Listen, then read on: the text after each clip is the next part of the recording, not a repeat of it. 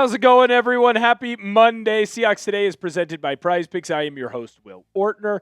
And on today's program, we're going to be talking about an NFL expert's opinion that I think you are going to love, because as soon as I saw it over the weekend, I said, oh my goodness, this guy knows ball. And finally, there is someone on a national level that is giving the Seattle Seahawks the kudos that they deserve in the terms of roster building.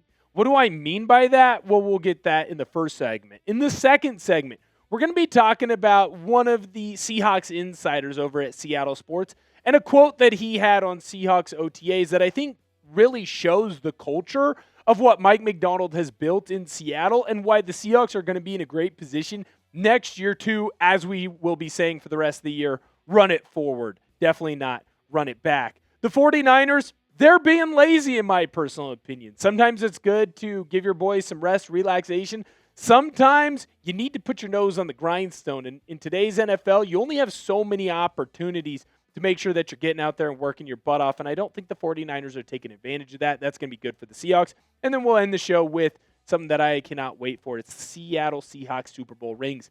They are coming, actually should be here by the middle to end of the week this week. I'm excited to see the renderings, excited to see what it looks like, and I'm excited for the boys because they definitely earned those. We have a jam-packed show for you today.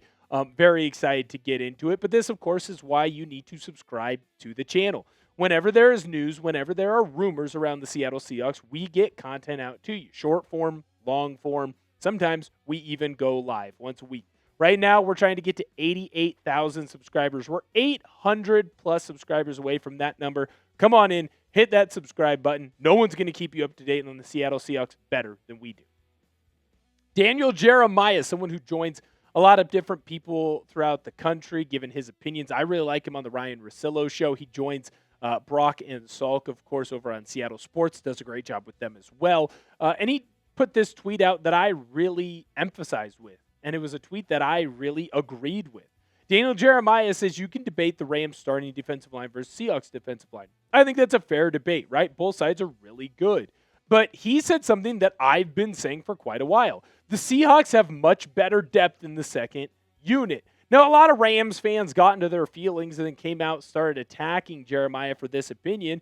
And I'm telling you right now, I think that they're delusional and they are wrong. When you look at what Daniel Jeremiah is saying here is, yes, you can go toe-to-toe, and some people might even give the nod to the starting unit of the Rams. When you look at everything that they've done, especially after the Myles Garrett trade, yeah, that's a really solid crew.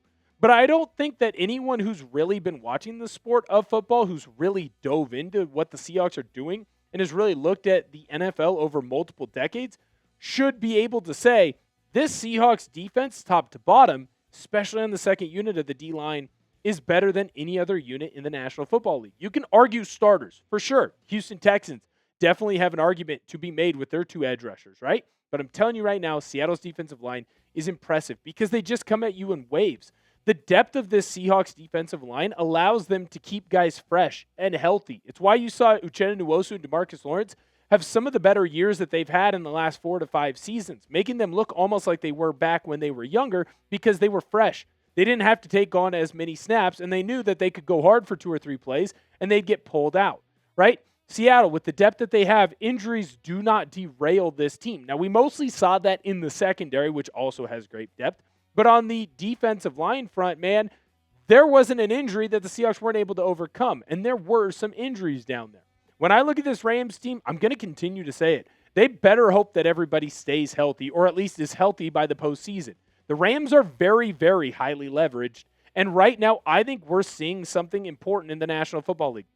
Depth wins championships. When you look at the Seahawks, when you look at the Philadelphia Eagles, those are the last 2 teams that have won Super Bowls. Their depth, specifically on defense, allowed them to do those things because they just kept coming at teams in waves and waves and waves. What are your thoughts on the Seahawks roster? Let me know your opinion down below in the comment section. I personally think that this is one of the best and most complete teams that we've seen ever in the history of the National Football League. Next, we're going to talk about OTAs and what this Seahawks insider had to say on the team. But first, I need to let you know that today's show is made possible by Prize Picks. Prize Picks is America's #1 sports picks app and is the best place to win cash while watching sports. With playoff basketball here, there's no better time to cash in with our friends at Prize Picks. And I'll tell you this, the app is really easy to use. To qualify for a Prize Picks lineup, pick 2 to 6 players and select more or less on stat projections, including points, rebounds, assists, three-pointers, and several others across all sports. If you're more of a baseball guy or gal, you can choose stats such as hits, home runs, and strikeouts. One thing I love is the new social feeds feature, where you can share Prize Picks with your friends and copy lineups with a single click. You can actually follow me on the app, at BigWill7774, to see all of my lineups. I have a lineup for the basketball action going on later on this evening. Josh Hart, more on his rebounds and assists. Mikal Bridges, more on his points, rebounds, and assists. Stephon Castle, more on his points. New user offer. Download the Prize Picks app today. Use code HMA when you play your first $5 lineup to receive $50 in lineups. That's code HMA when you play your first $5 lineup to get an extra $50 in lineups with Prize Picks. Clickable link to download the app is in the comments and description. The Seahawks have done a great job having their foot on the gas pedal because I think it's easy in life when you accomplish something, whether it is big or small, to kind of take a moment and celebrate what you've accomplished. Take your foot off the gas pedal and just kind of relish in that moment. And it is important to do that, but you do have to take a moment and go, I can celebrate tonight. I can celebrate for the next couple of days. I can celebrate for this next week. But eventually, you have to put your foot back on the gas pedal and make sure that you are doing everything in your power to be successful. You can be excited about a new job. You can be excited about a promotion. But if you stop doing the things that got you that new job or got you that promotion, you will not have that position for much longer. The Seattle Seahawks are trying to do everything in their power to not let this become a reality for them.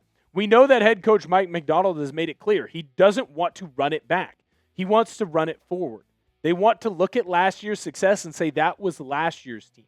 The 2025 Seattle Seahawks did all those things. We have done nothing. And I think that that is an important culture piece that the Seahawks are pushing forward, because if they are going to push forward this season, they have the best opportunity to have as much success as possible. Seattle Sports' Dave Wyman was at OTAs for Seattle Sports, and he is someone who played in the NFL as a linebacker. And he had this quote, and I loved it. And I think it shows just what type of culture we have in Seattle.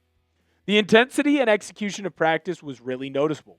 There's absolutely no drop-off. It's not a team that looks like, oh yeah, we're fat and happy, we got a ring and we're good.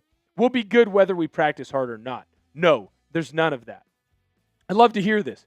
You also have heard throughout some different leaks and different murmurs during OTAs that head coach Mike Macdonald was his usual self. If a player wasn't playing the way that they needed to be playing, he was on there, you know what. He was chirping them. There is a culture and there is a standard in Seattle. It's about the process. Look, not every single time that you do something correctly is that thing going to work out and pay off for you. If that was true, NBA players would never miss an open shot, right? Sometimes the best player in basketball gets the open look that you are looking for. The play works to perfection, and for whatever reason, the shot just doesn't go in. Too often, we look at the end result instead of looking at the process that the team is going through. Seattle, in Mike Macdonald's era, has been a team that has really preached the process. And eventually, over time, those processes are going to eventually lead to success on the field. And it did a lot last year, so much so that it led to Seattle winning a Super Bowl. Obviously, Mike Macdonald is doing something right. But what excites me the most is that the problem with the Legion of Boom, think about what happened with them. They ran through the same processes, ended up winning a Super Bowl, got back a second time, and then they got fat and happy. They did. Players got paid more. Guys got more excited to do more media stuff. Guys got recognized more. Didn't work nearly as hard. Injuries started to happen. Guys got old. And that team ended up, I know this is crazy to say, for as good as they were, and trust me, I love the Legion of Boom, it feels like they left at least one, if not more, Super Bowls on the table. That team should have been the dynasty of the 2010s, but they weren't. This group, I think, has a real opportunity to do that because they've learned from the mistakes of the past. John Schneider was the guy who was running a lot of that, obviously next to Pete Carroll. And so he's been able to pass down a message to Mike Macdonald of do not allow these things to happen. And he's shown that with the different types of players that he signed and on the contracts that he signed. What I think is important, though, is that Mike Macdonald, I don't think he needs much of a nudging from John Schneider, because this is just who the guy was always. He was always someone that was process over results, because the process would lead to those good results. Mike Macdonald has always been someone that has set a high standard and expects the team to play at that standard. Seattle is doing everything in their power to be great. And I think you're seeing that by the culture. And I love that Wyman was able to see that and recognize that during OTAs. Because I don't think that there are other teams that are doing the exact same thing. If you didn't win the Super Bowl last year, don't you think you'd want to take advantage of every opportunity that you could to get better as a team? Why aren't the San Francisco 49ers doing that? This comes to us from Matt Massiano. That's going to be my best pronunciation there. Apologize if I get your name wrong there. But Kyle Shanahan and the San Francisco 49ers have decided that they are going to cancel mandatory minicamp because there was 100% attendance through OTAs, which is fine. Good for you. Have 100% attendance. Guess what? The Seattle Seahawks, not at every single OTA practice, but throughout OTAs, every single player that was on the roster currently spent at least one day with the Seahawks during OTAs. So, relatively, the exact same thing. Yet the Seahawks, they're not canceling their mandatory minicamp this week. They're still going out there and doing everything that they can to get better. Now, why this is good for Seattle? Well, in my opinion, the San Francisco 49ers need to get more reps. I understand that is a veteran team.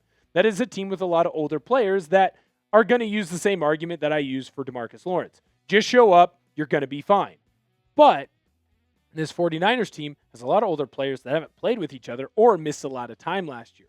So they need to be out there together to take advantage of an opportunity to get better. In today's NFL, you don't have the two-a-days anymore. You don't have the months and months and months where coaches are practicing and players are together, right? If you are a team in today's day and age, you get OTAs, you get minicamp, and then training camp is here, and it's right around the corner. It's what, a month, 6 weeks away? You better be ready to go. And I think that this 49ers team is not doing everything in their power to make themselves better, which is a good thing for the Seahawks because the 49ers team, they're going to be good on paper, barring injuries. But if they're not taking every waking moment to get better, the Seahawks are going to continue to pass them or widen the gap that is already set out in front of them. Seattle is a team that's more invested. Mike Macdonald tried to get players to not show up to certain parts of OTAs because he wanted them to rest and recover.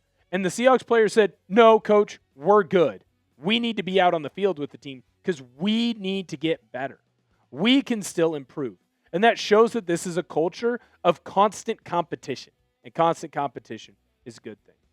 Get your prices right t-shirts today. Welcome the newest Seattle player to our fair city. Look at how sweet the design is. The thing is freaking awesome. You're going to be the talk of the town wherever you go and get it. Super affordable, very comfortable t-shirts. You can go get that t-shirt by clicking the link in the comment section and description of today's video. And you can be like Vicky H and Kevin N. Shout out to y'all going out and grabbing some Price is Right t-shirts. Want to make sure that I give a shout out to y'all. If you want to get a shout out on the show, go and grab any of our merch today.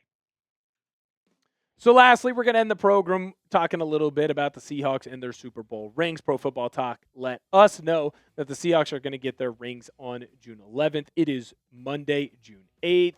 That means that the Seahawks will be getting their rings, according to Pro Football Talk, on Thursday. Now, I'm excited to see what the rings look like, excited to see all the players get back together. Kenneth Walker said that he would be returning to go get his rings. Obviously, that relationship ended a little bit rocky, but I also think that Kenneth Walker would own it, and a lot of other Seahawks players and front office executives would own this as well.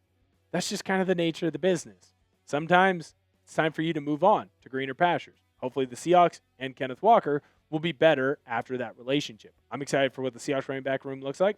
I'm also excited for Kenneth Walker to be the main bell cow and see if he can do what he says he can do. I can't wait to see these rings, man. I love all of the celebration around the Seahawks winning the Super Bowl, and so it just feels like we get to have one last thing before we finally pass on that chapter. I guess maybe the season opener, when they raise the banner, will be the final thing. So, second to last thing before we close that chapter. Thank you guys so much for viewing today's video. Make sure that you hit that subscribe button on the channel. Don't miss Seahawks news or rumors. And if you would, please, go and give me a follow on social media. We always have extra content going out on my Twitter and on my Instagram at Will Ortner. Sometimes you'll see the content that we put here on the channel first, sometimes by hours, every once in a while by days. Don't miss out on any of that. Give me that follow. Thank you guys so much for viewing today's video. Can't wait to see you next time. Go tell someone that you love.